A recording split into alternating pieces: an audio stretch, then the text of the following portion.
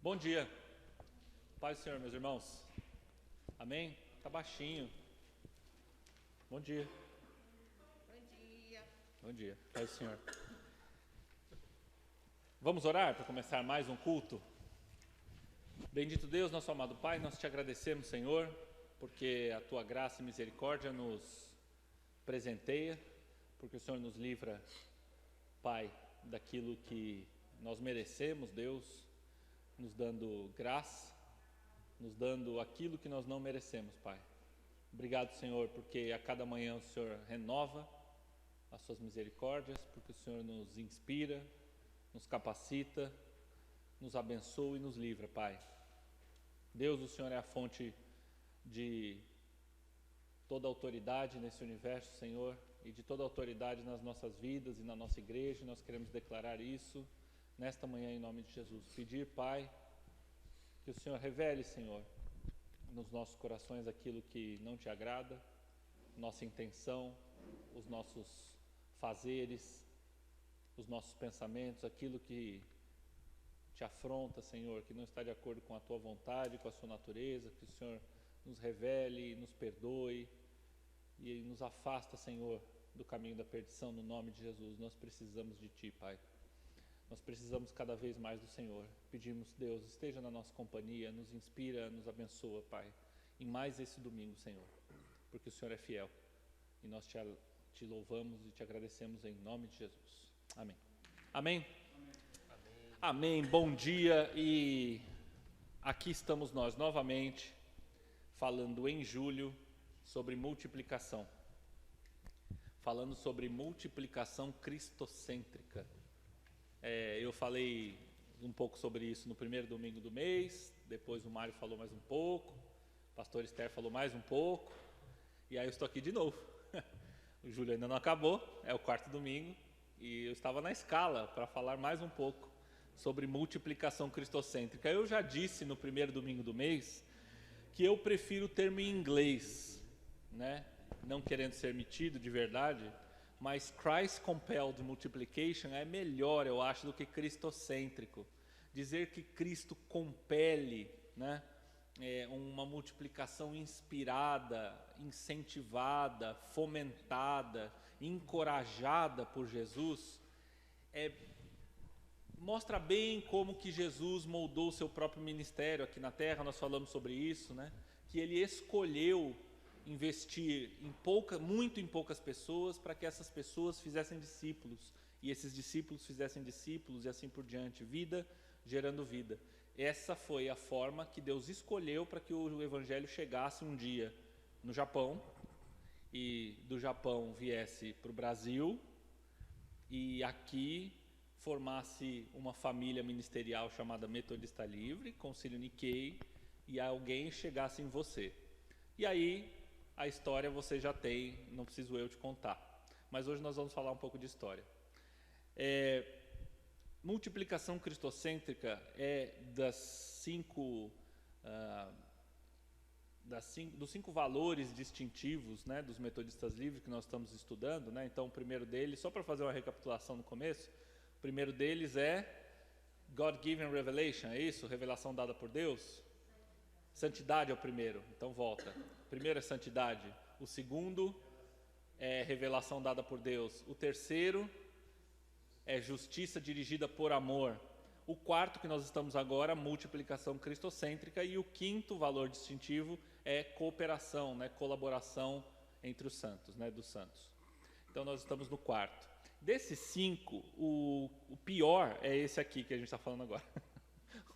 Desculpa, o pior é que quando eu olhei os cinco assim, falei, essa multiplicação aqui é polêmico, hein? Isso aqui é complicado, isso aqui eu não quero falar não. E aí na escala eu caí 2 vezes com esse tema. E eu queria muito falar de justiça dirigida por amor. Quem não sabe, eu sou advogado. E eu queria muito falar sobre justiça, porque nosso mundo é injusto. E porque o meu coração se dói, assim, todos nós, eu acho que em maior ou menor nível, mas a questão da justiça, de dar a cada um que é seu, para dizer o que os romanos diziam já, né, na antiguidade, me é muito caro, me é um valor muito, para mim, pessoalmente, muito né? E eu podia dizer bonito, é por isso que eu fui fazer direito e sou advogado. Não é verdade, eu fui fazer direito porque a Kátia um dia falou para mim, você é chato, por que você não faz direito?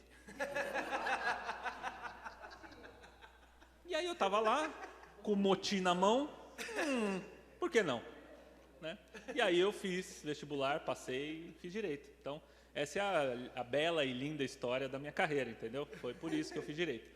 Não foi por nenhum ideal de justiça maior. Depois a gente vai aprendendo e vai se apaixonando por outras coisas, né, que essa profissão entrega, mas o fato é que justiça me dirige, me move mesmo, move o meu coração, me constrange. E eu queria muito estudar sobre isso e falar. E aí a escala da igreja de pregação me deixou de fora da justiça, que foi o mês passado. E me caiu 2 vezes com multiplicação, que era o assunto que eu falava, esse é polêmico. Como falar de multiplicação numa igreja com poucas pessoas? Como falar de multiplicação numa igreja que está diminuindo ao longo dos anos? Como falar de multiplicação para uma igreja que evidentemente não está se multiplicando? Como olhar no espelho e enfrentar os nossos próprios dilemas, as nossas próprias racionalizações? Esse é o tema mais inconveniente dos 5, mas Deus é bom, porque se nós não temos muito o que dizer, se nós estamos numa esquina escura em que você não acha bons argumentos, em que a racionalização fica difícil, de você conseguir contemporizar, dizer que existem várias formas de multiplicação. Quando você não tem nada para dar,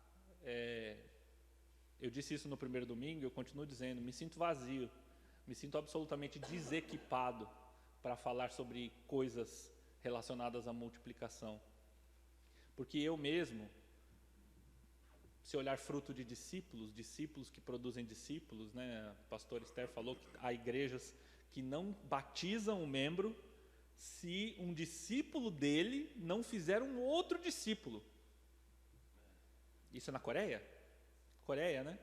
Então, assim, uma coisa, fala, nossa, quantos seriam batizados aqui na igreja? É incômodo, mas Deus é bom. E na nossa ausência de argumentos, de eloquência, de razões, Deus se manifesta.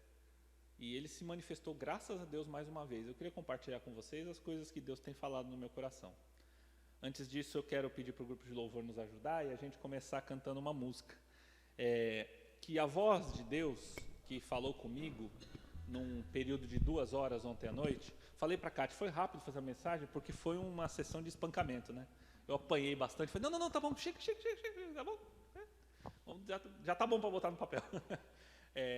Mas, na verdade, assim, quando Deus fala, Ele é bastante claro. Deus sabe se fazer entender. Deus sabe falar a sua língua, a minha língua. Deus sabe as coisas que te tocam e sabe exatamente como você precisa, o que você precisa ouvir e como para entender a mensagem dele. Meu desejo é que essa voz de Deus, que é doce, firme, justa e personalizada, possa usar as minhas palavras e essas canções para tocar no seu coração. Que a gente possa cantar nessa manhã, que a tua voz, a voz de Deus, que é igual e diferente para cada um, possa aquecer o seu coração. Possa abrir espaço para que a palavra dele produza fruto. Seja como esse grão de mostarda, que é muito pequeno e produz milhões de outros grãos. Amém? Tua voz.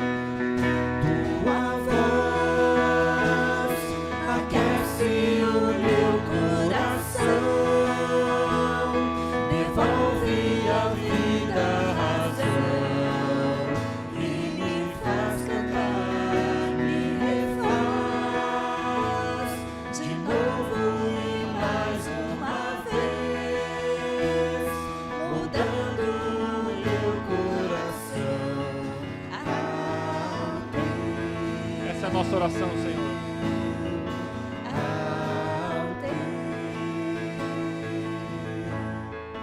Eu abro mão de decidir o que é melhor, vem governar meu coração. És o meu Deus, o meu Senhor, dono de mim, e mais ninguém me ama assim.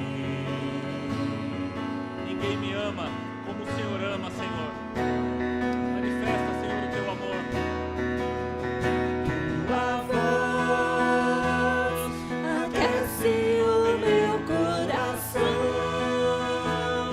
me envolve a vida, a razão, e me faz cantar, me refaz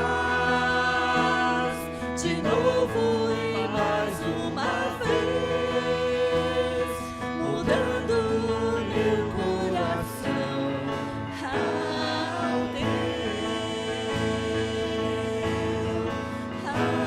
ao teu. Tua voz. Tua voz aquece o meu coração, me envolve a vida, a razão, e me faz cantar, me refaz de novo e mais uma vez,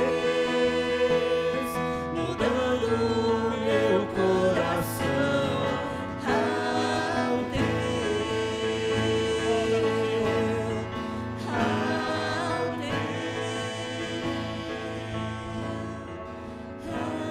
ao teu. Molda-nos, Senhor. Molda o nosso coração ao teu. Nós desistimos, Senhor. Nós abrimos mão. Nós renunciamos o controle de tentar entender ou de impor o que a gente acha que é melhor. Toda autoridade me foi dada no céu e na terra. Foi o que Jesus disse antes de ascender, antes de voltar para o teu seio, Senhor. Toda autoridade me foi dada. Que nós estejamos, Senhor, sujeitos à tua autoridade, desejosos da tua autoridade, de ouvir a tua voz de poder, para que nós possamos seguir adiante, não com base no nosso bom senso, mas no teu Espírito, em nome de Jesus, amém. Nossa igreja é um movimento. A Igreja Metodista Livre, ela foi fundada a partir de um movimento de pessoas avivadas, reavivadas, de pessoas que buscaram dobrar os seus joelhos e ouvir a voz do Senhor. Nós precisamos voltar a ser um movimento. Nós precisamos deixar de ser um CNPJ. Nós precisamos deixar de ser um lugar na Rua Martiniano de Carvalho, número 43. Que se você perguntar para os vizinhos, eu não sei como é que está, eu não fiz essa atualização. Mas a última atualização que eu tinha é que o vizinho da frente achava que a gente era um lugar de velório.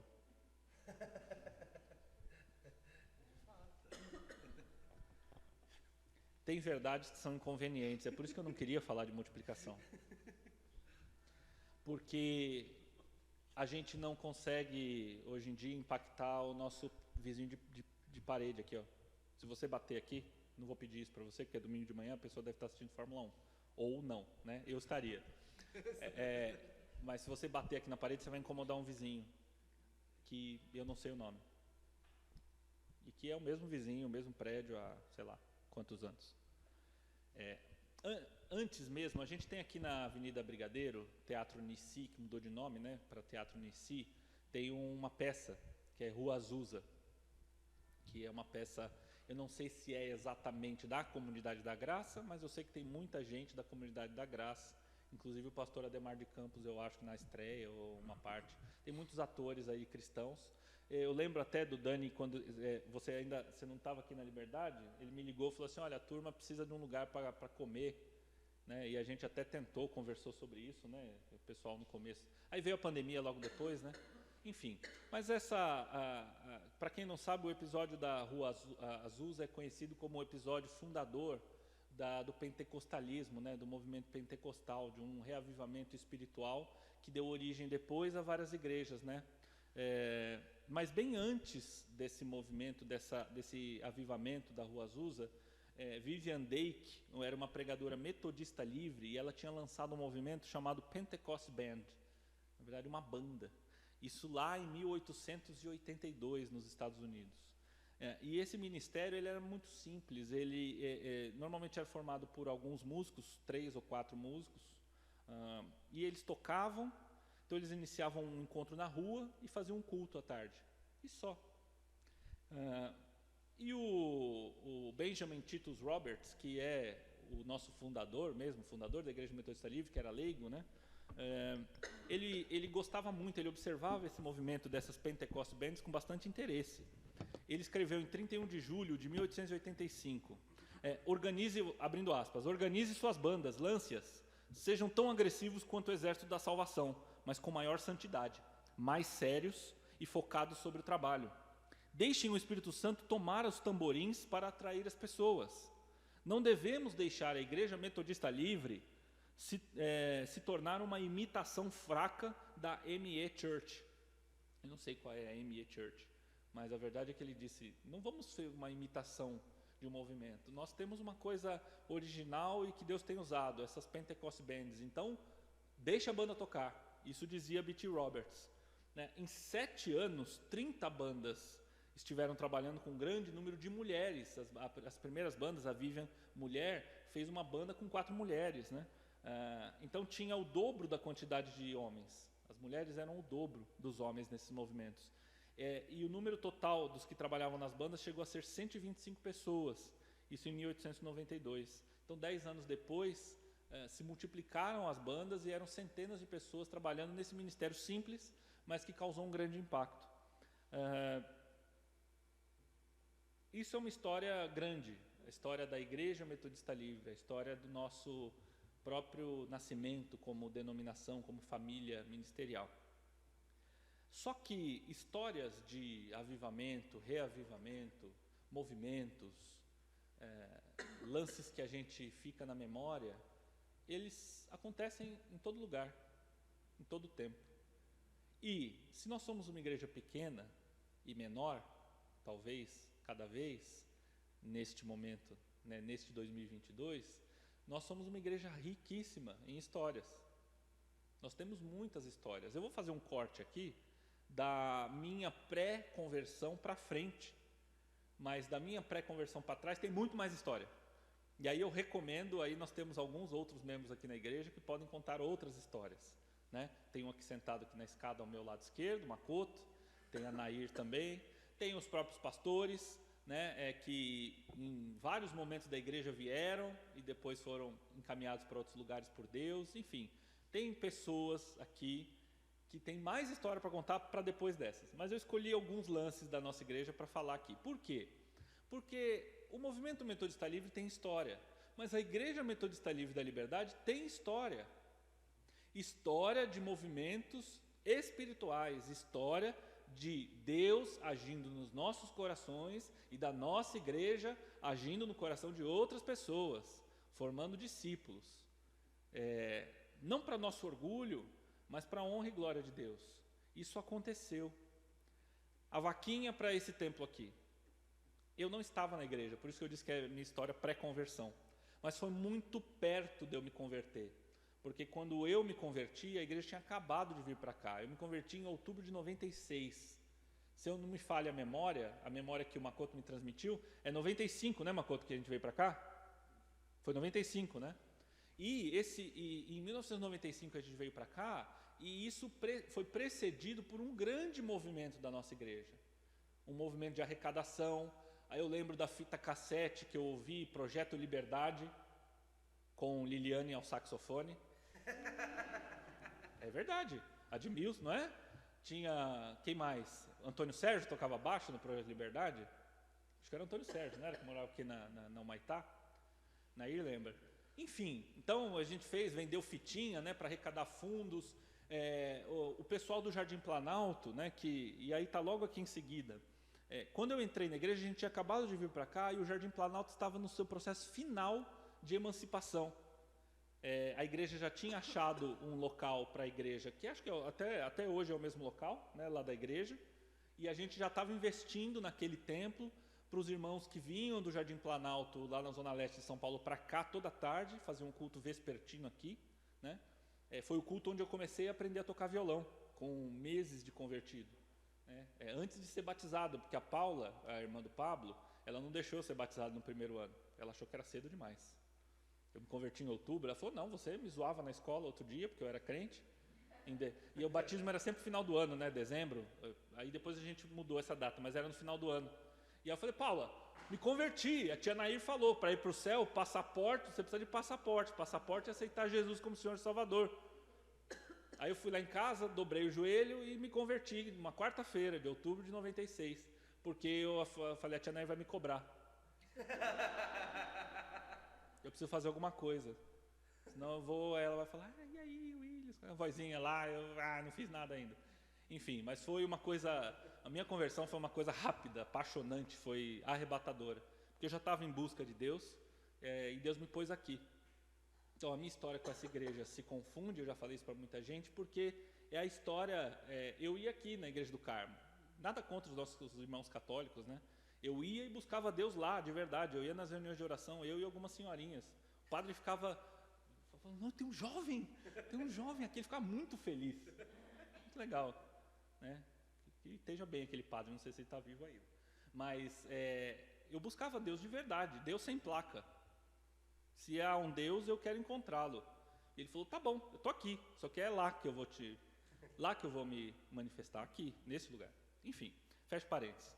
Então tem essa grande história que avivou o meu coração, mas era um movimento que já tinha, desde lá da Conde de São Joaquim, nascido, influenciado pessoas, que fez esse grande movimento, que também foi espiritual, para arrecadar fundos para comprar e reformar esse local, que ao mesmo tempo, ou pouco tempo depois, já investiu numa nova igreja, lá no Jardim Planalto, e os nossos irmãos que vinham aqui à tarde, onde eu tocava, eu massacrava o ouvido deles, tocando violão no louvor, o Pablo também estava aprendendo a tocar bateria, eles foram, logo depois já foram para a igreja deles, lá própria, né?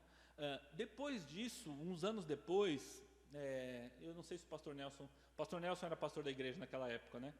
Eu não sei se ele já estava ou ele tinha saído, acabado de sair, mas a gente começou um trabalho em Carapicuíba também. O pastor Nelson estava aqui? Estava, né? Ele ia com a gente à tarde, né, Nair? Aí o seu Raimundo levava a gente de Kombi, ia o pastor Nelson ia na frente, inclusive, ia o pastor Nelson, o pastor Otoniel ia 2 vezes por mês, aí a Nair, ia eu, o Pablo, a Nilza, Ivanete, acho que mais uma pessoa ou duas, mas esse era o grupinho. E aí o Pablo e eu íamos lá tocar, fazer louvor, e era... Não entendi, Nair. Fazer bagunça. Pois é, a gente fazia bastante. Eventualmente a gente fazia um pouco de bagunça. Quase nada, né, Nair? Não deu trabalho nenhum. Deus está vendo, né?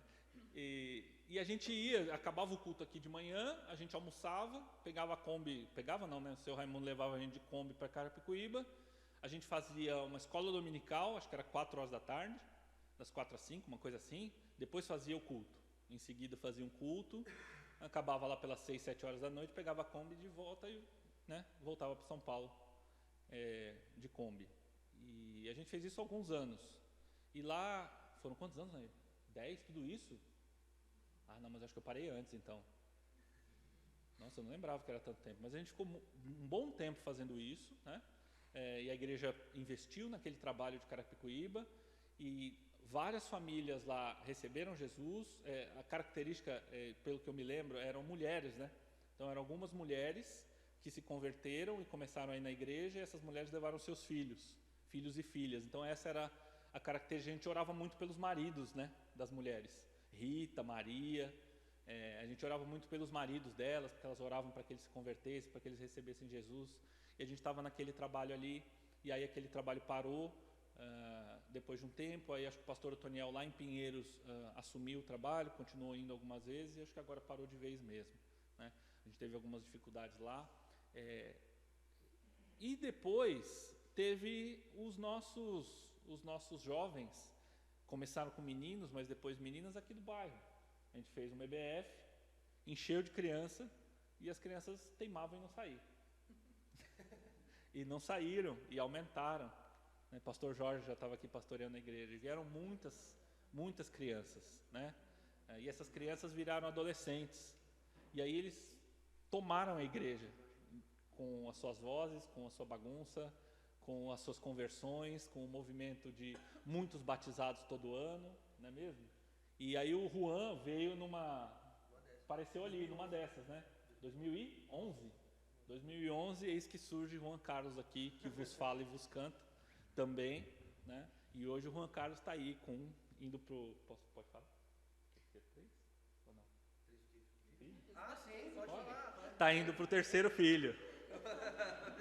É que tinha duas, né? Não sei se ele contou assim público, né? Está indo para a terceira filha. E nós vimos Deus agindo na vida deles, né? Na vida de crianças, na vida de pessoas. A gente viu e a gente reclamou também. E a gente se queixou. E eu disse hoje de manhã, eu falei, nossa, o Juan sozinho ele preenche a igreja, né? Porque, e é verdade, graças a Deus por isso. E tem o Nenê também nessa leva, que hoje ele é missionário. Se casou, está na Jocum. Também é fruto, né, do que Deus fez aqui no nosso meio, né? Só que muitos se afastaram, né? Muitos hoje estão longe de Deus. Quais são as nossas próximas histórias? O que eu tenho segurança é que Deus tem histórias para contar. Por que não teria? Se Ele já contou essas histórias bonitas, né? Eu quero te convidar a cantar uma música que veio na minha cabeça quando eu estava pensando nessa história da igreja. Nós estamos congregados aqui e toda vez que a gente se reúne em nome de Jesus, certamente nós estamos abençoados. Amém. Estamos sendo abençoados. Amém? E Deus está escrevendo uma história. E que você e eu possamos desejar e pedir que Deus escreva essa história através da sua e da minha vida.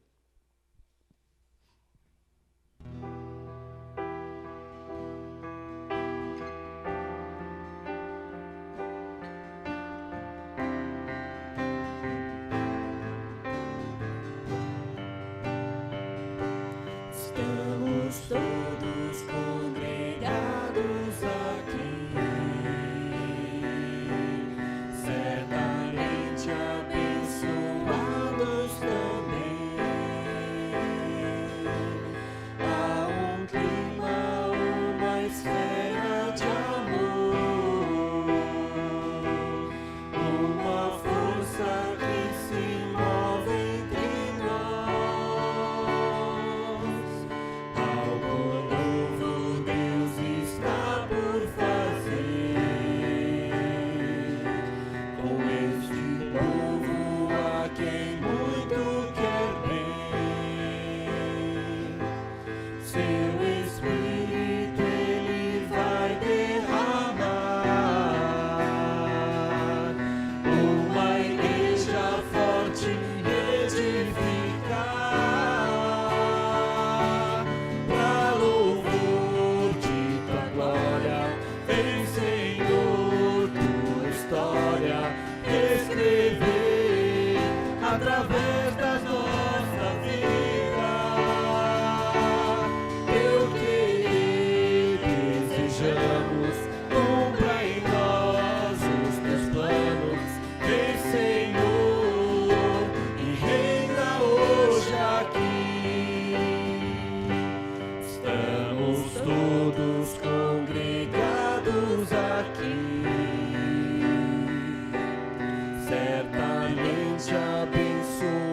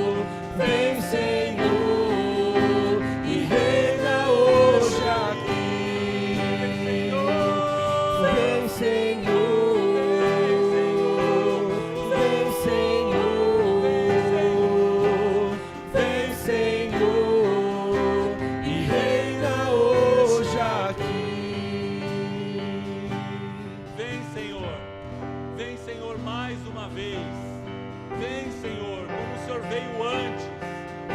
Vem, Senhor, como o Senhor veio na Conde de São Joaquim. Vem, Senhor, como o Senhor veio nos Estados Unidos. Vem, Senhor, como o Senhor veio sobre a vida da tua serva Vivian e das Pentecost Bands. Vem, Senhor, como o Senhor veio no coração do Roberts. Vem, Senhor, como o Senhor acendeu e veio no coração do Wesley. Vem, Senhor, como o Senhor veio no Jardim Planalto, como o Senhor veio em Carapicuíba, como o Senhor veio aqui tantas vezes. Vem, Senhor, vem, Senhor, vem, Senhor, reina sobre nós, Senhor, reina sobre nós, Senhor. Amém. Vem, Senhor, vem, Senhor, vem, Senhor. A multiplicação, ela tem alguns pontos essenciais. O primeiro ponto essencial da multiplicação é que o Evangelho está onde nós estamos. Covid foi horrível, e eu estou dizendo no passado pela fé. Mas a Covid nos ensinou que a igreja não está no templo. Nos ensinou na marra que a igreja não está no templo, mas nós somos ensinados. Cada um estava na sua casa e a igreja estava lá. Então hoje a gente sabe, de forma absolutamente segura, que nós podemos cultuar Deus em qualquer lugar. Amém? Amém. Para que uma igreja se multiplique e possa replicar o ministério de Jesus do jeito que Jesus escolheu fazer o seu ministério, nós devemos ter a consciência de que a igreja não está aqui, ela está onde você estiver. E isso, ao mesmo tempo que nos potencializa as oportunidades, nos enche de responsabilidade como cristãos, porque você é a igreja. E ao mesmo tempo, nos deixa sem argumento para criticar a igreja. Porque quando você se levanta para dizer, aquela igreja é fria, aquele louvor não é bacana, aquela turma é esquisita, aquele pastor é chato. Você fica sem argumento porque a igreja é você. Ou pelo menos você, ao mesmo tempo em que cresce o seu coração crítico em relação à igreja, à instituição, deveria crescer a sua própria meia-culpa, o seu próprio desconforto pelo caminho que a igreja está tomando, que eventualmente esteja errado. E veja, eu não estou dizendo que um membro não tem razão quando aponta que a igreja está indo por um caminho errado, porque muitas vezes a igreja caminhou por caminhos errados, porque nossa família ministerial nasceu por irmãos que, inspirados por Deus, viram que a igreja caminhava de uma forma errada. Então esse não é o problema. O problema é nós acreditarmos que a igreja de Jesus, a igreja de Jesus depende da instituição, depende do CNPJ, depende do bispo, depende do concílio, depende da COCAN, depende da liderança da igreja. Que a sua vida de fé, que o seu relacionamento com Deus depende de um terceiro. Meu irmão, não depende. Deus fala a mesma coisa ou coisas diferentes, do mesmo jeito ou de formas diferentes com todos nós. A igreja está onde você estiver. O evangelho pode ser multiplicado e precisa somente da sua boca, da sua disposição. E se você não tiver voz, dos seus gestos. Segundo ponto essencial da multiplicação, simplicidade. Quem complica não se explica. Simplifique para multiplicar. Quanto mais complexa e controladora é uma organização, menos replicável ela se torna. As instituições elas tendem a complicar, mas movimentos simplificam. Eu quero te pedir para ler 1 Coríntios, capítulo 2, versículo 4. Finalmente esse irmão abriu a Bíblia, hein? Achei que eu não tinha entrado na igreja hoje. 1 Coríntios, capítulo 2, versículo 4.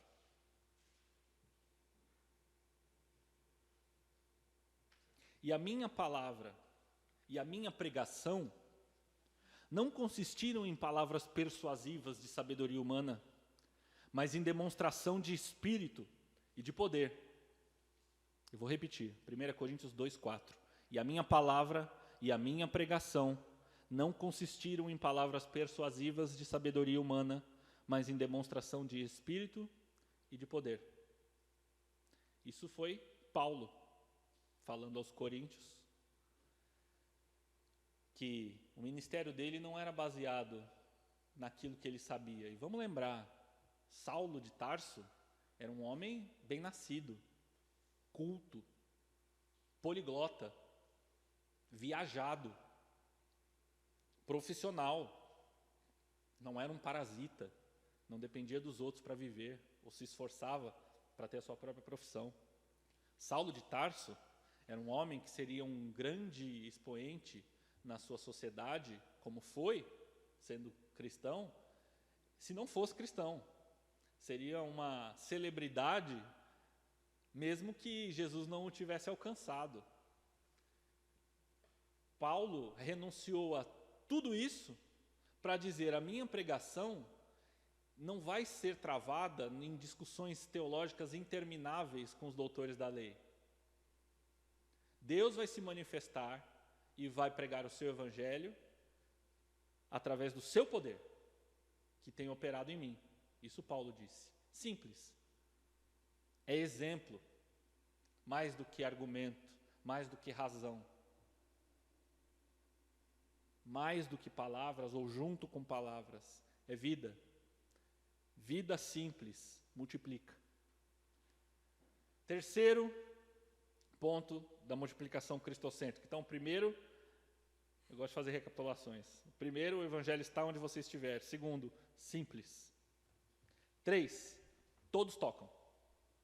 Nas Pentecost Bands, a banda era formada por pessoas que tocavam. A igreja precisa enxergar e reconhecer o potencial de todos. E eu estava errado. Eu falei para a Kátia que foi relativamente rápido organizar essas ideias, porque foi um espancamento. Deus me mostrou várias coisas que eu estava errado. E essa é uma delas. E a Bíblia diz: confessa os seus pecados para ser curados. Então eu estou dizendo que eu errei para ver se eu não faço de novo. Não estou dizendo que eu não vou fazer. Mas se eu fizer, como tem 20 pessoas aqui vendo, mais o pessoal da internet, aí vocês me cobram, né? Falam: você já falou que isso era errado. Eu estava errado, eu estava bem intencionado, mas errado. Por quê? Eu tinha um projetinho, que eu falei com a liderança da igreja, eu falei assim: olha, eu acho que todo mundo tem que trabalhar na igreja. A pessoa: como assim? Não, eu acho que todo mundo tem que fazer alguma coisa. Então, a gente come pãozinho, né? De manhã, que o pessoal do louvor come pãozinho. Não sei se devia falar, o pessoal vai ficar com vontade, né? Vai ter que aumentar a tiragem. Mas enfim, aí tem um pãozinho. Alguém tem que se preocupar com o pãozinho, o cafezinho, a bateria, né? Do violão que acaba, aí tem que correr. Tem o pessoal aqui que toca, alguém que prega, mas a igreja está um pouco suja também, então a gente precisa ver se a gente se mobiliza para limpar a igreja, manter ela organizada. Enfim, tem várias coisas a fazer. E eu, bem intencionado, falando: puxa, as pessoas têm que se expressar, se manifestar, todo mundo tem que fazer alguma coisa. A igreja não pode ter esquenta-banco, pessoas que só ouvem e vão embora. Eu estava errado. Eu estava errado porque isso forma voluntários, mas não forma ministros. Nossas igrejas têm sido muito eficientes em formar mão de obra para a execução de ministérios. Nós temos falhado miseravelmente em formar ministros. Todos tocam. Eu me lembro que eu estou no louvor, eu sou crente há 26 anos, 96, 26 anos. A idade do Juan, é fácil. Eu tenho a idade do Juan de crente. E ninguém me botou obstáculo para começar a tocar violão. Eu estava com 3 meses, com revistinha, tocando música do Legião Urbana, que tem 3 acordes repetidos, em casa, não tinha nada para fazer, muito tempo livre, ficava lá em cima da revistinha, lá, esmirilhando o violão. O meu primeiro violão, eu tenho até hoje, é dessa igreja, o pastor Otoniel que me deu, dessa igreja o violão. Tem um adesivão vermelho, Jesus Christ, assim, verde, Jesus Christ. Eu arranquei o adesivão, falei: ai não, é meio cafona o adesivão. Arranquei o adesivão, mas é um violão dessa igreja que eu ganhei com 3 meses de convertido. O pastor Otoniel fez esta loucura, irmãos. dar um violão da igreja para um moleque sem família aqui na igreja que tinha se convertido há 3 meses. E o moleque esmirilhou o violão. E comecei a tocar no louvor. Simples, rápido assim. Tava lá eu e o Pablo, né, aprendendo a tocar bateria, não sei o quê. Depois, isso, logo que o grupo de louvor da igreja deu uma diminuída, né, que o pessoal do Planalto saiu, aí ficou a Mitch, eu acho, tocando teclado. Aí ficou sem baterista um tempo. Aí a Miriamzinha, acho que a irmã do Marco, chegou a tocar bateria um pouco, mas depois parou. Eu não lembro exatamente da história, mas o fato é que abriu, teve um espaço de necessidade e estava lá. O pastor Otoniel falou assim, um violão aqui, né? O Pablo começou a fazer aula de bateria e estamos aí. Todos tocam, todos fazem as coisas. Mas tocar também, Williams, é um ministério, é uma equipe do ministério. Não, tá bom, mas a gente não precisou esperar o Williams se batizar, aprender numa escola de violão, aprender teoria musical. Não, o culto precisa de pessoas, assim, precisa de pessoas, o culto não precisa de ninguém. Mas num serviço, né, e outra palavra que eu acho melhor em inglês do que em português, não todas, né, eu não sou um entusiasta não, mas essa também é legal, que é service. Né, o americano chama o culto de service, e é legal isso, porque é isso, é serviço. Né? E na minha história pessoal eu fui posto para o serviço rápido, sem muito lelelé, sem muito trique-trique. Eu estava errado em pensar, bem intencionado, que todos nós precisamos fazer alguma coisa no domingo. É isso, eventualmente, como resultado de um processo mais profundo, mais basal, mais intencional, de todos nós somos ministros e todos nós precisamos, devemos e podemos exercer o ministério mesmo de reconciliação. Falar de Jesus para as pessoas, de N jeitos, dos jeitos mais criativos possíveis. Todo cristão é chamado para isso. Somos embaixadores. Então, nós não podemos na nossa igreja sermos replicadores de voluntários. E aí, né, no material que Light and Life, lá, sermetodistalivre.com, você pode acessar, tem uma história dos Estados Unidos de um bispo que tinha um leigo, uma espécie de um diácono, que prestava serviço na igreja há 15 anos, era voluntário há 15 anos. E ele achava ele ótimo, era um ótimo irmão. Nossa, trabalhava, era super, né, disposto. E aí esse irmão saiu da igreja onde estava esse bispo e foi para uma outra igreja, né, uma igreja filha, segundo ele disse, né, plantar, como se alguém saísse daqui e fosse o Jardim Planalto. E o pastor dessa igreja filha colocou ele para ser pastor associado. E o serviço frutificou, e aquele ministério bombou. E o bispo falou, puxa, eu estava diminuindo, tolhendo a capacidade ou a ação do Espírito Santo através daquele irmãozinho, que foi 15 anos voluntário aqui, quando foi posto na linha de frente, falou, você é pastor, vai lá, pastoreia a igreja. Rolou. Isso é um.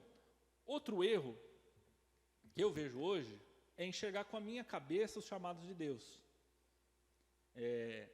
Isso ainda nesse terceiro ponto, de todos tocam. Lembro do Nenê, procurando a minha Camila. A gente não era o primeiro que ele procurou, ele já tinha procurado outros líderes para falar do chamado dele. Né? E ele falou, tio, fui chamado, estou indo. Nenê, né? 1000 grau. Falei, não, calma menino, que isso? Como assim? Como assim chamou e está indo? Calma. Aí o que eu pensei? Na boa intenção. Aprende uma profissão, pode ser útil para você no futuro, né? Alguma coisa. Faz um cursinho de inglês rápido, porque já que você vai ser missionário, né, talvez você precise. Paulo sabia fazer tendas, Paulo falava grego, pensando numa boa, assim, né? Não, tudo bem, ok, você foi chamado para o ministério, você vai ser missionário, vamos equipá-lo, do jeito que o Williams acha que se equipa um missionário. Graças a Deus, hoje a gente olhando em retrospecto, ainda bem que ele foi, né? Colheu o chamado, foi para o DX, se casou, estava lá no casamento dele, pude dar um abraço nele e falar assim, olha, Deus te abençoe e continue te abençoando nesse ministério. É fruto do trabalho dessa igreja, do que Deus fez. É difícil falar fruto do trabalho da igreja, ele é fruto do trabalho de Deus, que pôde ser feito, que não foi atrapalhado por essa igreja, que Deus pôde fazer aqui com liberdade. E hoje ele está missionário, que Deus abençoe ele. Errei, de novo, tentando ser bem intencionado, enquadrando a multiplicação do Evangelho do jeito que eu acho que o Evangelho tem que ser multiplicado. Com certeza eu não estava certo. É só olhar para a nossa igreja. Então, eu acho que isso serve para a gente estar ligado no modo como Jesus escolheu fazer as coisas. Quarta característica da multiplicação cristocêntrica: o foco é fazer discípulos, não encher templos. Não é regimentar mais ouvintes para a banda que toca, mas é multiplicar o número de bandas. As Pentecost Bands se multiplicaram como um rastilho de pólvora, 30 bandas em 10 anos, e mais de 100 pessoas trabalhando, porque o desejo dos 3, 4 músicos de cada banda era encorajar outros 3 ou 4 a formarem a sua própria banda e continuarem tocando. Quando um desses 4 músicos caminhava um pouco melhor, ficava um pouquinho mais experiente, um pouquinho mais descolado, ele já formava outra banda, já saía daquela e formava outra. O foco é fazer discípulos, é multiplicar pessoas que estão aprendendo a seguir Jesus. E não fazer com que nós sejamos perfeitos. Me lembro muito bem que normalmente, quando a gente era perguntado o que nos faltava, muitas vezes a liderança desta igreja, eu inclusive, disse: a gente precisa de preparo. A gente precisa de capacitação. Talvez ainda hoje as lideranças das nossas igrejas irmãs estejam clamando, ou entendendo que precisam de capacitação. Não sou capaz, preciso aprender, preciso estudar, preciso amadurecer. Eu não sou perfeito, como é que eu vou ensinar os outros? Nós estamos errando, não é assim. Deus precisa não, ele não precisa de ninguém. Ele quer mais nenês e menos Williams. Como é que é o plural do meu nome? Não sei. Ele precisa de mais gente fazendo e se dispondo do que gente racionalizando. Oh, não, peraí. Você pode ser uma pessoa racional e tímida e ainda assim ter foco em formar, em encorajar e inspirar outras pessoas para seguirem o mestre como você segue, do seu jeito tímido, do seu jeito acanhado, pessoalmente. Não é quem fala aqui na frente que está fazendo discípulos, ou quem toca. Todos nós podemos inspirar outras pessoas para ter a mesma vida que nós temos, com esperança, com finalidade, com propósito.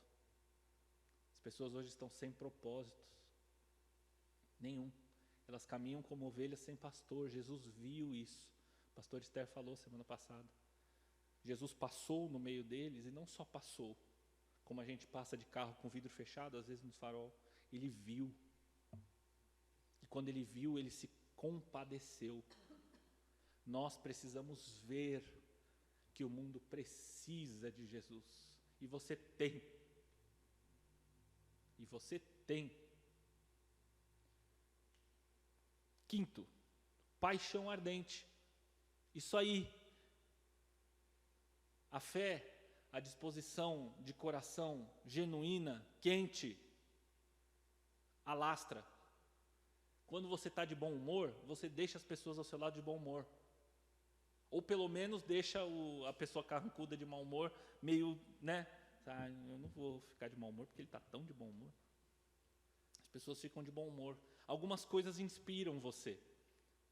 Que o Espírito Santo inspire você. Que me inspire todo dia, amém? Música me inspira. Ontem eu saí de bom humor do ensaio. Apesar de ter descoberto ontem no ensaio que eu ia dirigir o louvor. Pois é, eu tinha esquecido. Mais uma vez. E aí a Kátia: Williams, quais são as músicas de amanhã? Oi? As músicas de amanhã que você vai dirigir? Eu vou dirigir? E pregar. Procura no Google depois, marmota dramática. Foi essa cara que eu fiz.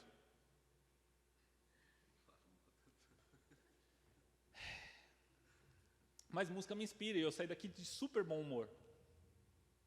Camila que me aguenta, né, quando eu estou de bom humor. Fica, para de se mexer na mesa, que eu estava dançando, eu estava tocando uma musiquinha na hamburgueria, eu falei, para com isso.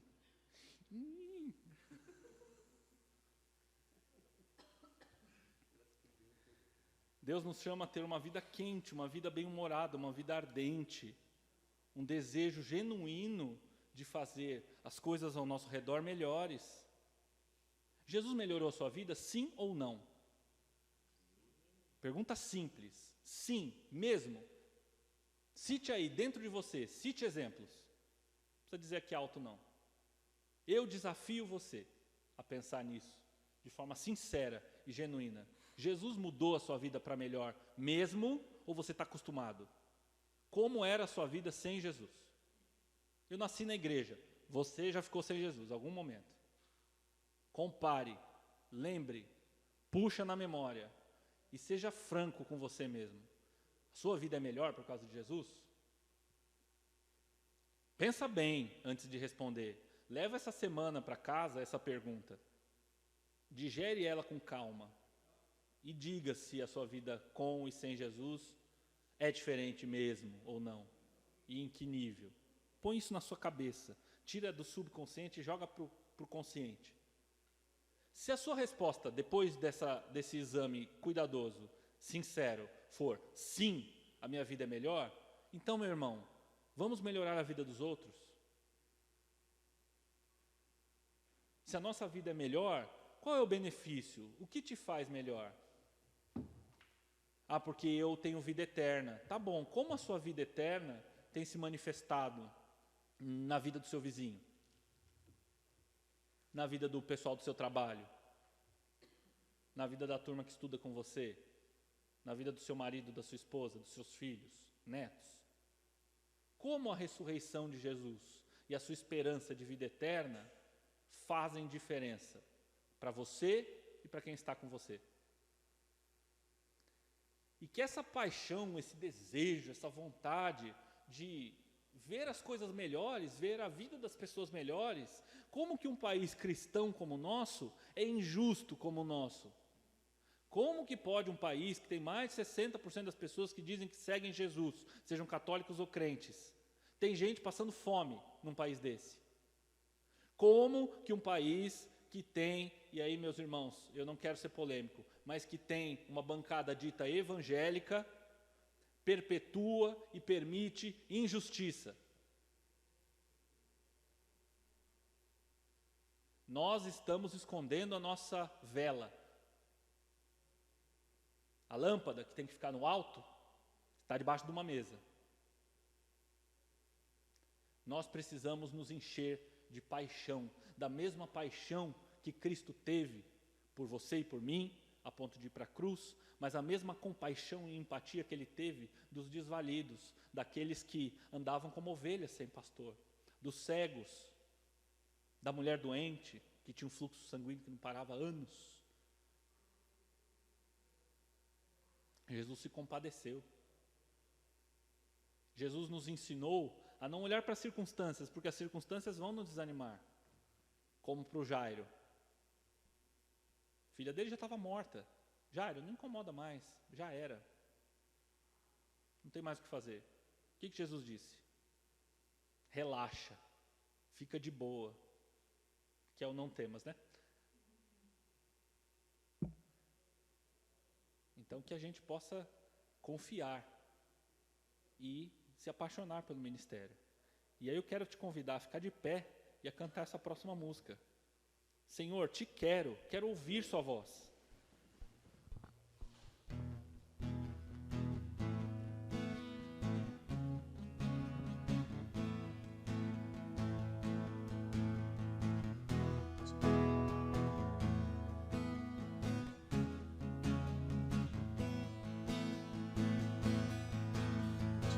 Eu te busco, te procuro, ó Deus. No silêncio tu estás. Eu te busco toda hora e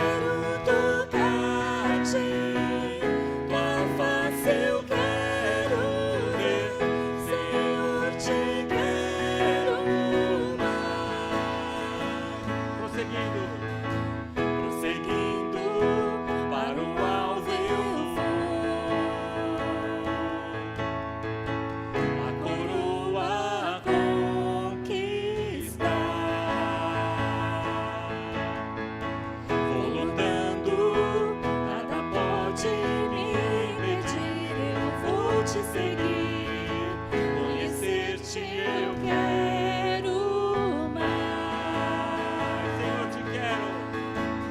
Senhor, te quero, quero ouvir tua voz.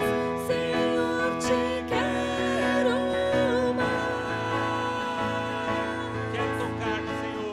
Quero tocar-te, tua face eu quero ver. Senhor, te quero mais. Senhor, te quero. Senhor, te quero, quero ouvir tua voz. Senhor, te quero mais. Quero tocar-te, tua face eu quero ver. Senhor, te quero mais.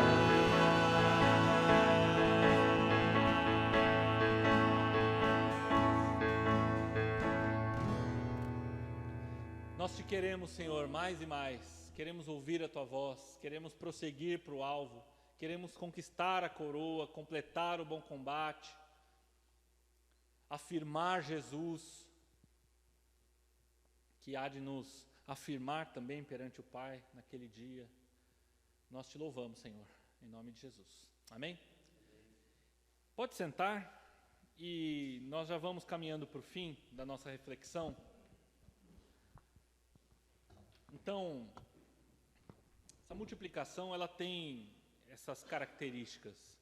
É importante a gente ficar de olho para a gente sempre se testar, se provar como igreja, para saber, para entender se nós estamos tendo uma vida para fora, né, uma vida multiplicadora, ou se nós temos uma vida para dentro, uma vida voltada para o nosso próprio interesse ou para o nosso próprio bem-estar. O que Jesus nos chama de maneira muito clara é que a gente não pense duas vezes quando o assunto for formar novos discípulos. Que a gente não crie muitas complicações ou uma grande estrutura denominacional para plantar novas igrejas, para fazer novas pessoas saberem quem é Jesus, ou pelo menos conhecerem como Ele muda a sua vida, como Ele tem transformado a sua vida e a da sua família numa coisa melhor. Isso não precisa de aliás, de nenhuma teologia rocket science, nada complicado. Jesus não teve um ministério complicado, Ele ficou pouco tempo para os nossos padrões, 3 anos, não se monta nenhuma empresa direito, né? Você monta ali, mas ainda está engatinhando em 3 anos. Lidar com 12 pessoas controversas, foi traído por uma ainda, perdeu uma no caminho, para transformar o mundo, sendo Deus. Poxa, Jesus podia ter ficado 1000 anos aqui e falado pessoalmente com cada um de nós, ele ia ser muito mais eficiente, e ele podia, né? A missão dele era pregar as boas novas e morrer por nós e ressuscitar, né? Esse era o que estava no coração de Deus, mas ele podia fazer isso de várias formas. Ele escolheu esse jeito, ele escolheu a multiplicação como um método para que o evangelho chegue a toda criatura. A primeira descrição resumida que a gente tem de um movimento evangélico, de um movimento cristão, está na Bíblia, em Atos, capítulo 9, versículo 31. A igreja passava por um período de paz em toda a Judéia, Galiléia e Samaria. Ela se edificava e, encorajada pelo Espírito Santo, crescia em número, vivendo no temor do Senhor. Resumidamente, capítulo 9, versículo 31 de Atos. A igreja contava com a simpatia de todo o povo, e Deus ia acrescentando dia a dia aqueles que iam sendo salvos. Em outro momento da Bíblia a gente lê isso. Essa é a primeira descrição que a gente tem de que os discípulos de Jesus, eles não fundaram uma religião, eles não fundaram uma igreja do jeito que a gente vê hoje, eles fundaram a igreja. Jesus fundou a igreja, né? E eles, na verdade, fizeram parte de um movimento de pessoas. de um movimento de judeus esquisitos, de um movimento de gente que veio da Judéia e incomoda, e fica falando uma coisa que é esquisita, de um movimento que tem o Paulo, que tinha tudo para ser um superstar, e está aqui dizendo que é o Deus desconhecido que vocês veneram que eu vim pregar. Esse povo é estranho, mas isso era um movimento, isso transformou o mundo. A igreja não nasceu instituição, ela não é instituição, ela não é poder da república, ela não é bancada. O que Cristo fundou foi um movimento de gente tocada pelo Espírito Santo, de gente inspirada. Quando o Espírito Santo desceu e o fogo se espalhou, né, as línguas de fogo se espalharam sobre todo mundo, não sobre os 12, não sobre os especiais, sobre os teólogos. Todo mundo que estava ali no movimento foi incendiado pelo Espírito. O que Deus quer da igreja é que a gente bote fogo em todo mundo. Isso fora de contexto, né? Se fizer um corte dessa parte, eu vou para a cadeia. Mas vocês entenderam o que eu quis dizer. O que Deus quer é que a gente incendeie a sociedade. O que Deus quer é que a gente impacte qualquer pessoa que entrar por aquela porta. Qualquer pessoa, não as pessoas que a gente gostaria que entrasse por aquela porta. Por elas a gente ora. E Deus, na sua sabedoria, vai dar um jeito. Vai tocar as pessoas, porque essa é a vontade dEle. Deus nos chamou a todos, né? Somos arminianos, ok? Deus nos chamou a todos nós para recebermos o Evangelho e a salvação. Então, se você tem no seu coração, e você tem com certeza, como eu tenho também, pessoas, nomezinhos aqui que você ora, que você roga para que Deus atinja, que são pessoas queridas por você, ore. Esse é o nosso trabalho. Quanto à multiplicação, meu irmão, continue, siga em frente, vai falando de Jesus. Que nós sejamos um movimento. E para terminar, eu quero ler João, antes da gente fazer as ofertas, João 15, 5 a 8. Aí eu vou pedir para você abrir, para você acompanhar comigo. Evangelho de João, capítulo 15.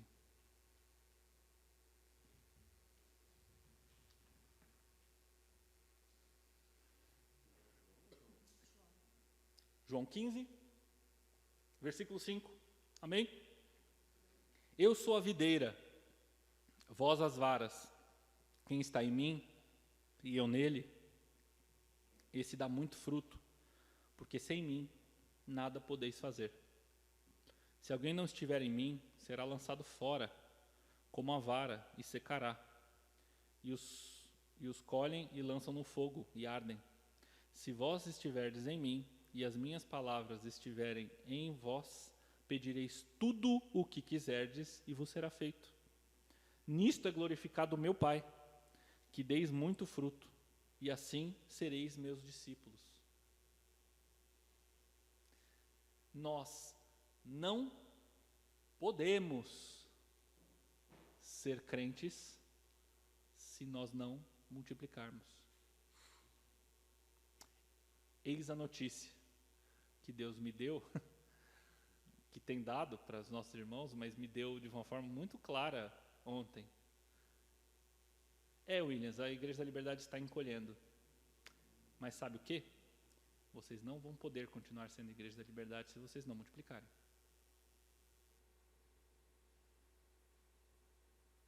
Então, está aqui, está dado o recado. É para frente que se anda. Nós temos história, e a história serve para a gente, não para a gente ficar preso a ela, mas para a gente se inspirar naquilo que Deus já fez. A história serve para ser combustível, para que o Espírito Santo ponha na tua cabeça a hora que você estiver para baixo e a hora que você precisar, para que ele traga à memória aquilo que te traz esperança. A nossa história, Metodista Livre no geral, da Igreja da Liberdade em particular, só pode nos encher de esperança, de nada mais. Porque Deus se manifestou na nossa vida e na vida de muita gente através do trabalho que Ele fez aqui. De modo que falamos de forma incômoda e inconveniente de multiplicação numa igreja que diminui ano após ano. Mas essa é uma boa notícia. Nós continuaremos sendo a igreja de Cristo. E nós precisamos ser igreja de Cristo, apaixonados pelo Evangelho, multiplicando, fazendo vida gerar vida. Quero te convidar a trazer as suas ofertas e seus dízimos, enquanto a gente canta essa canção também. E que isso seja uma oração, meu irmão, para você e para mim. Venha o Senhor minha vida oferecer, como uma oferta de amor e sacrifício. Quero a minha vida te entregar, como uma oferta viva aqui no altar, porque foi para adorar o Senhor que você e eu nascemos.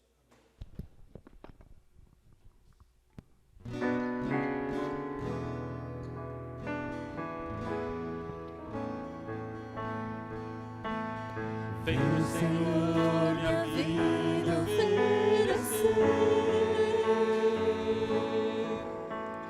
como oferta de amor e sacrifícios. Quero a minha vida a te entregar, como oferta viva em teu altar. Pois pra te adorar foi que eu nasci. Cumpre em mim o teu querer,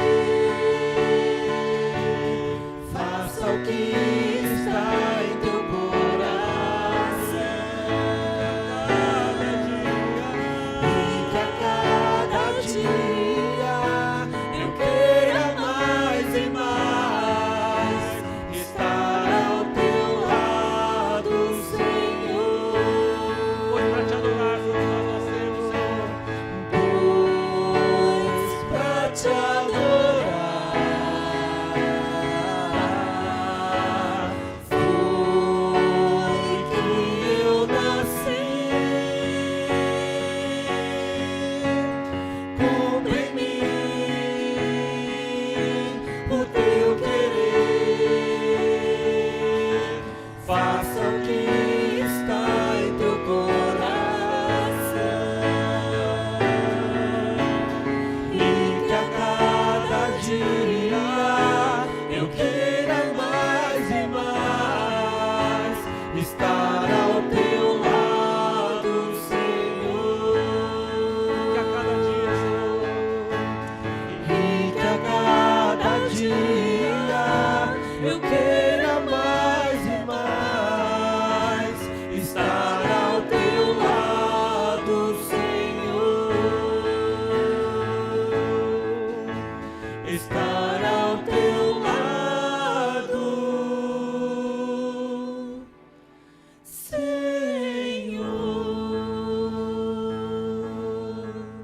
Pai, recebe, Senhor, essas ofertas, esses dízimos.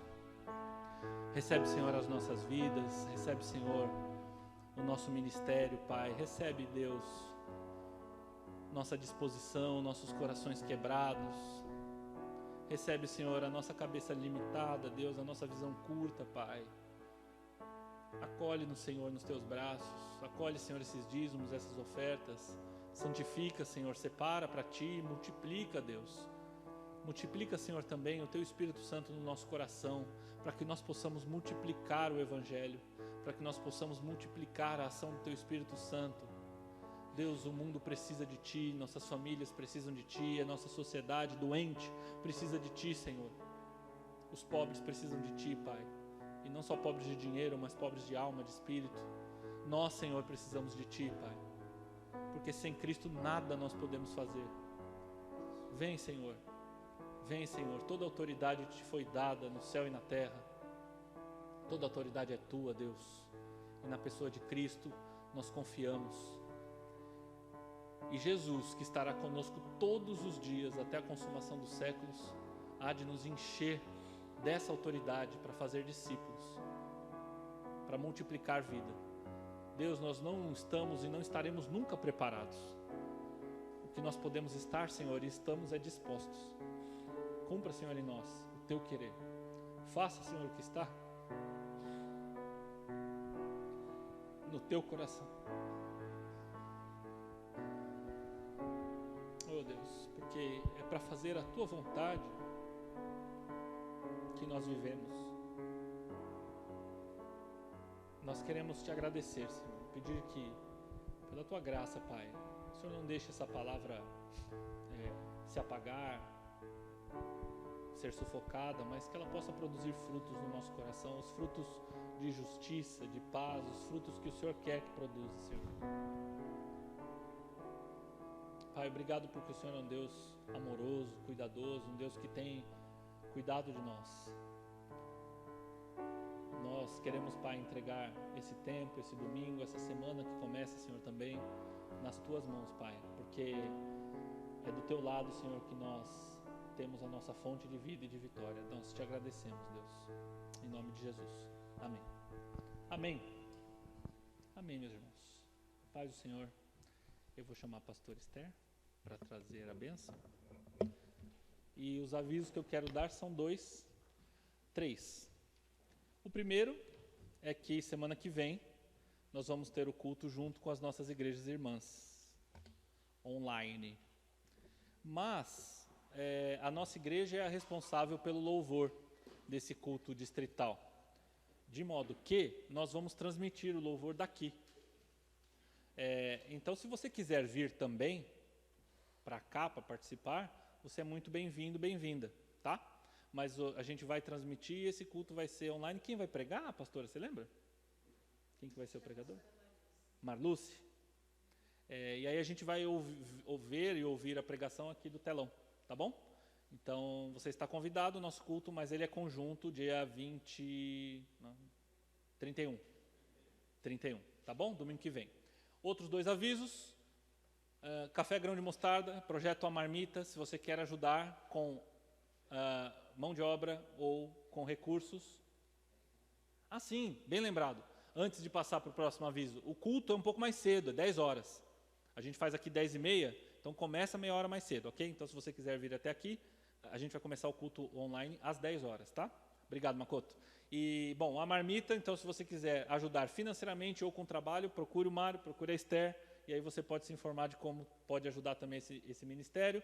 Nossa igreja também tem o seu próprio trabalho de formar cestas básicas para ajudar a família que precisa. Se você puder ajudar, deposite qualquer valor na conta da igreja com 50 centavos, que a gente sabe que é para essa finalidade, tá bom? Eu acho que são esses os avisos, pastor. Tem mais 2?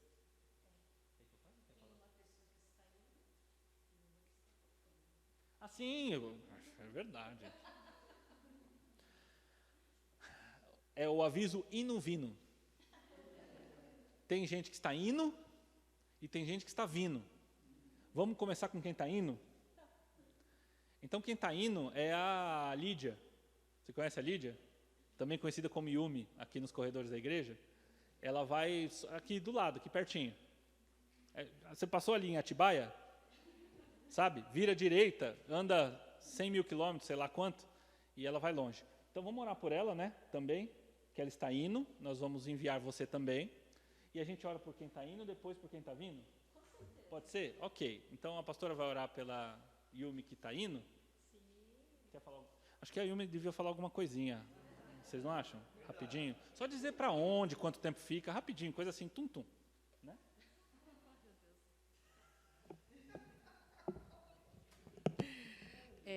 Eu estou indo fazer intercâmbio na Austrália e, a princípio, vou ficar 7 meses. A princípio. Sem expectativas. É isso.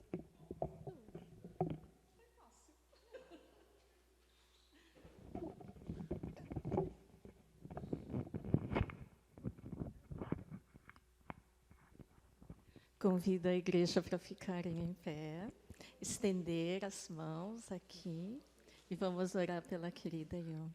Deus bondoso, muito obrigado. Nós sabemos como é no tempo certo, Pai, que realmente o Senhor manda e as lutas para se chegar até esse momento, a pandemia, as ondas, tudo isso ficaram para trás, mas a tua vontade que prevalece. Abençoa a Yumi, Senhor, todo esse tempo, a viagem de ida, e se Deus quiser, também a viagem de volta rapidinho. Ó Pai, abençoa ela lá durante o tempo, que ela tenha bons professores, bons colegas, bons amigos, que ela tenha uma igreja para poder se congregar, que ela seja bem acolhida pela família, pelos colegas de quarto também, que ela possa brilhar, continuar a brilhar com a tua luz, exercendo, continuando, Senhor, a exercer todos os dons e talentos que o Senhor tem dado a ela.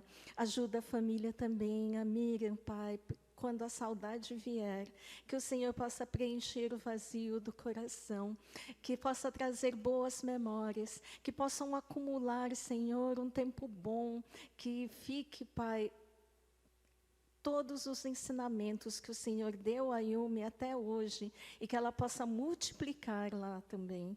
Ó Pai, nós agradecemos, e como igreja nós abençoamos a ida dela e a volta também, em nome de Jesus. Amém.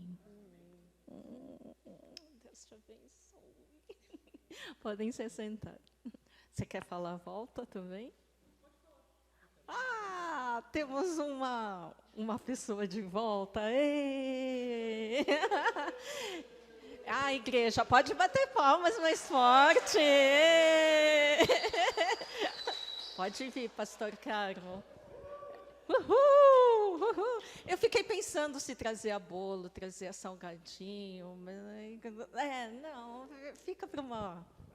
Mas vem aqui sim, como igreja também queremos dar as boas-vindas e dar um abraço como se fosse a igreja. Obrigado. E falar um pouquinho no microfone. Tem que falar no microfone. Esse negócio de falar no microfone é esquisito, né? Eu estou desacostumado disso, viu, gente? Então, que oração, né?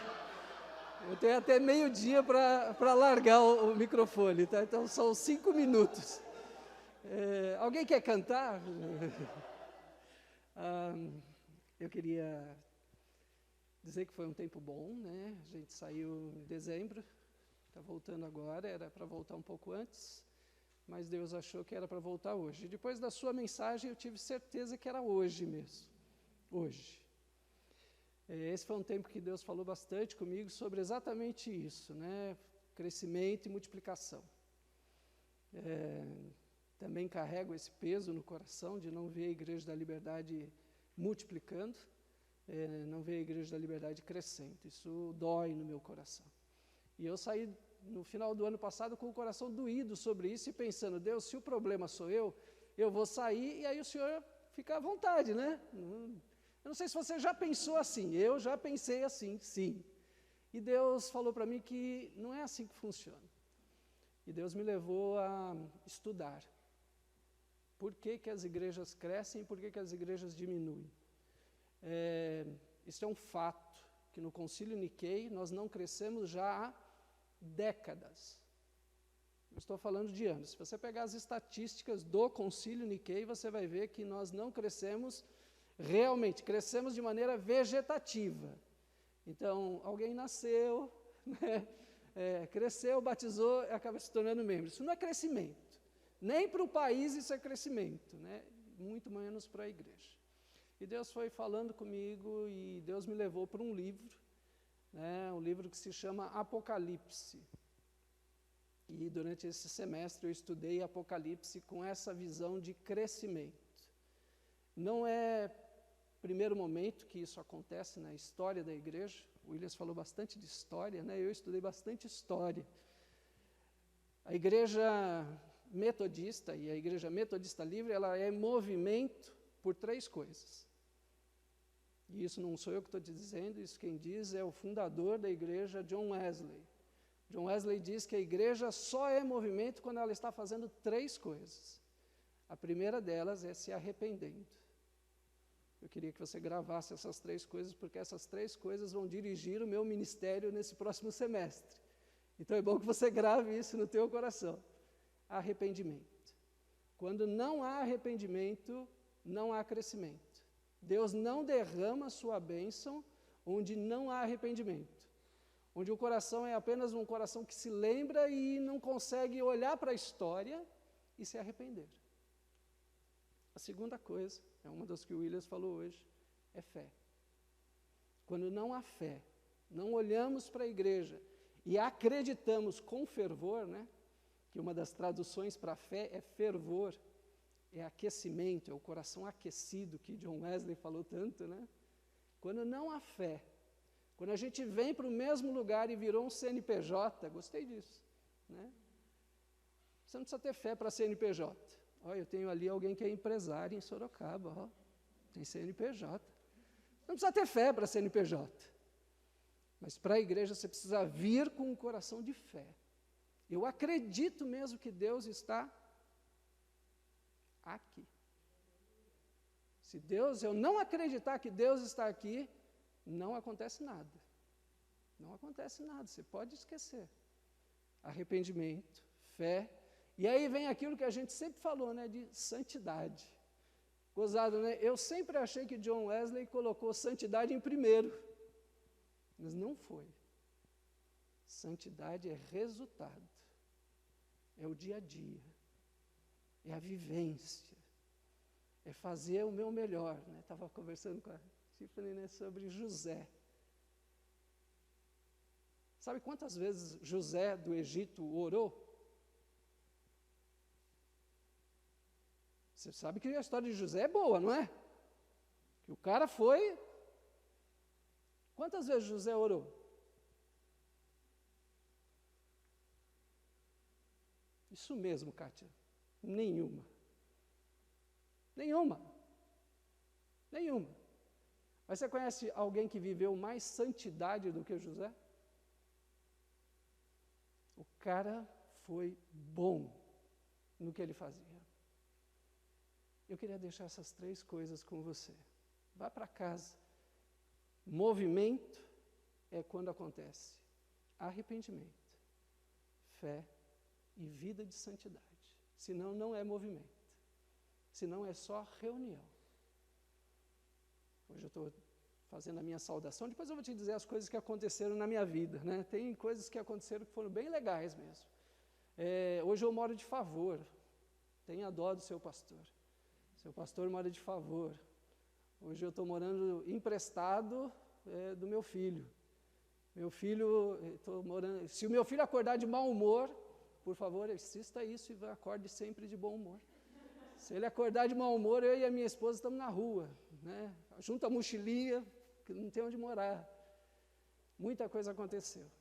Mas eu queria deixar essa palavra. Depois, no tempo, eu vou contando para você algumas coisas que aconteceram. Mas seja José.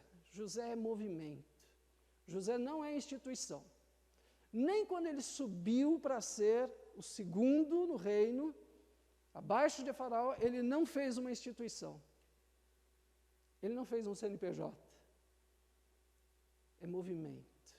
O tempo todo arrependimento, o tempo todo crendo que Deus estará aonde você estiver, fazendo o que você estiver fazendo. O tempo todo vivendo em santidade. Seja um bom funcionário, seja um bom brasileiro, não estou dizendo de partido, mas seja um bom brasileiro mesmo, de verdade. Seja alguém que vive santidade. Eu vou terminar dizendo uma coisa para você que talvez você que mora aqui não veja mais. Eu estou desde dezembro do ano passado sem vir ao centro de São Paulo. Eu não vim para cá durante 7 meses. A primeira coisa que me chamou a atenção, quanta gente na rua. Talvez você esteja aqui e já não, como o Williams diz, né, a gente passa com os vidros fechados, né? A gente não vê mais. Gente que está precisando que o nosso olhar seja de arrependimento. É ou não é? Essas pessoas estão na rua a gente precisa se arrepender por isso. A gente precisa olhar para a nossa cidade e falar, Deus, perdão, eu me arrependo, Senhor. Eu estou dizendo isso porque eu estou morando fora da cidade. Talvez para mim fique mais gritante do que para você. mas está cheio de gente no chão. Eu queria que a gente se arrependesse disso. Assim que eu desci do ônibus, peguei o metrô, eu falei, Deus, eu preciso ter fé de que essa cidade pode ser melhor. Eu preciso de fé para isso. Mas eu também preciso viver em santidade para isso. Eu preciso de uma igreja que viva arrependida, uma igreja que viva com fé, uma igreja que vive em santidade. Para que eu possa fazer essas três coisas, nós precisamos ser movimento. Obrigado, eu usei 1 minuto a mais. Vamos ficar de pé? Voltei. Vamos ficar de pé? Feche os teus olhos. E pense nessas três coisas, para ir para casa com elas no coração, para trabalhar com elas, para lavar louça com elas, para pegar condução com essas três, para olhar para a vida e falar, eu estou arrependido, mas eu tenho fé de que o Senhor vai aquecer meu coração. E eu vou viver em santidade, eu não vou viver como alguém que peca e não se importa. Chega disso. Nós vamos morrer como igreja. E eu não preciso ser profeta para dizer isso. Nós vamos morrer como igreja se nós não vivermos arrependidos, com fé e santidade. Foi assim que a igreja cresceu, com essas três coisas. Prático, muito prático. Vamos orar. Em nome de Jesus, Senhor, eu estou aqui hoje para dizer perdão. Tem muita coisa bonita nessa história, como o Williams falou, Senhor, mas tem muita coisa que eu preciso me arrepender dela. Tem muita coisa, Senhor, que eu só critiquei, falei que estava errado, mas na realidade o erro está em mim, Senhor. Mas ao me arrepender, Senhor, eu te peço em nome de Jesus, enche o nosso coração, o meu coração de fé, Senhor. Eu preciso de uma fé que vibre, que se aqueça, que balance as estruturas da minha vida e da vida desta igreja, Senhor. Precisamos ser uma igreja de fé, Senhor, que acredita que o enfermo vai ser curado, sim, que acredita que o doente, o que está com dor, vai receber cura, Senhor. Que a pessoa que entrar aqui vai sair diferente, sim, em nome de Jesus Cristo. Ó Deus, levanta a nossa fé, Senhor. Estamos cansados, estamos exaustos e estamos o tempo todo dizendo que não há mais fé em nós, Senhor, mas isso não é verdade, Pai. E se for, o Senhor vai trazer o teu juízo sobre nós. Mas também, ó Deus, no que fizermos, ajuda-nos a pôr santidade. Não apenas a fazer, mas a fazer com excelência, a fazer com graça, a fazer, Senhor, de maneira que a nossa mão levante alguém, Senhor. Não apenas fazer por fazer, mas fazer para abençoar a vida de alguém, como o Williams nos disse nesta manhã, Senhor. Essa é a santidade que nós queremos, Senhor. A santidade que cresça, que multiplique, que chegue ao coração das pessoas. Que quando alguém chegar perto de nós, Senhor, seja amigo, cliente, seja alguém simplesmente que o Senhor trouxe, essa pessoa, Deus, possa ver em nós santidade, Senhor. Arrependidos e com fé. Leva a gente para casa agora, Deus, para essa semana com esses 3 pilares. Não apenas ideias, não apenas pensamentos, não apenas boas virtudes, mas fundamentos da Igreja da Liberdade, Senhor. Para que a gente possa multiplicar, para que a verdadeira identidade metodista cresça em nós. Mas começamos nesta manhã com arrependei-vos. Arrependei-vos. Que essa seja a nossa postura nesta semana, Pai. Que a bênção de Deus Pai, Deus Filho, Deus Espírito Santo nos leve a arrepender, a ter fé e a viver com santidade, hoje e para todo sempre. Amém, Senhor. Obrigado, que Deus te abençoe.